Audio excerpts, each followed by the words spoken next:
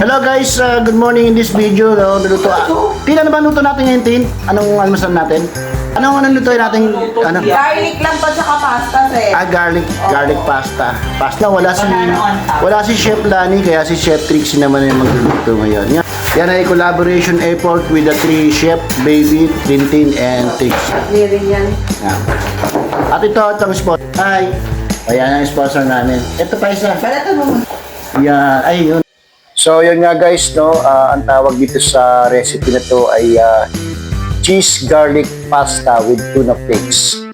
So guys, so nagpakulo kami ng pasta, no, yun ang inuna namin, and then yung garlic na ginisa namin, siguro mga 1 kilong garlic yan, mga boss. Siyempre, for healthy living po tayo, no, kaya maraming garlic yan. And then siyempre, hindi mawawala dyan yung onion, no, yung white onion, mga boss. Yan.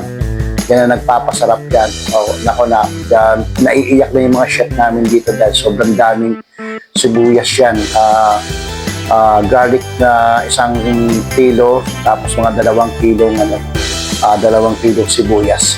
So ayan yun, yung tuna flakes, no? Yan, inalo na ng chef namin dyan. Yan, tuna flakes po yan. In can po yan, mga boss. So, yan din yung kailangan daw, durog na durog yan. So, nagsabay na naluto na yung no? Yung naging transparent na yung sibuyas, no? So, parang sabay silang nagluluto. So, halo-halo lang yan, mga boss. Ganun lang po kasimple yan. So, parang quick recipe lang po yan sa pangalmusal. Kaya ganyan po. Pero kung naaamoy niyan, no, napakabango niyan, mga boss, no? Grabe, kung bango niyan, para kami nasa talagang mga professional chef, no, ng mga nagluluto. And then, syempre, hindi mawawala dyan yung pepper powder, no?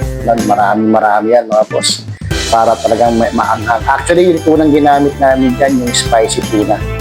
Tapos, dagdagan mo pa ng ganyan. So, yan. Masarap talaga yung lasa po niyan. Talagang grabe, spicy po talaga. So, kasi kami dito, mga boss, lahat kami, mahilig kumain ng mga spicy food. Yan. So, yan, halo-halo lang. And then, nakalagyan natin ng, ng konting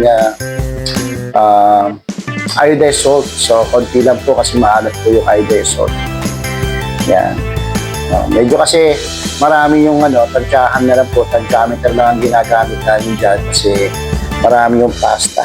Pang-3 pamilyang luto na to. Yan. So, yan, nakikita niyo po yan, nilalagay na. Actually, luto na po yung sibuyas dyan, tsaka yung tuna flakes. So, saka nilagay itong pasta na to, na pinakuluan pa kanina.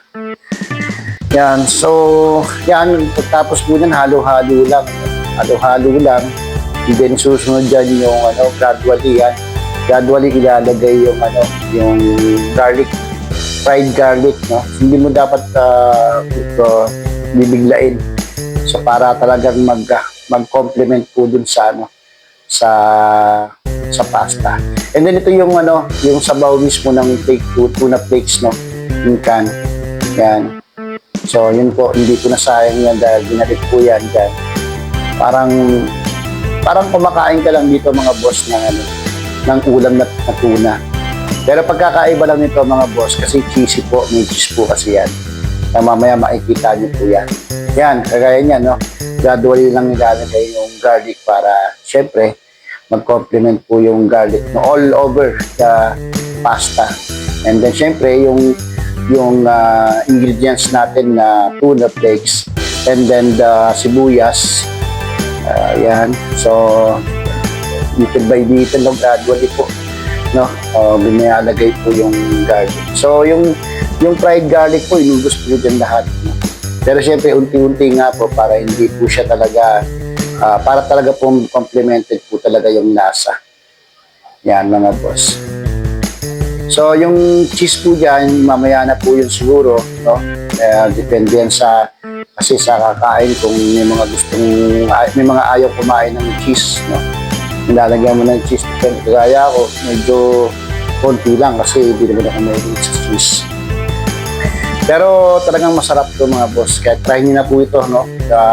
Siyempre, pambaon-baon din ng mga anak ninyo, no? Parang quick preparing food po to, no? Isa to sa mga mabilisang paglulutuan na walang kahirap-hirap, no?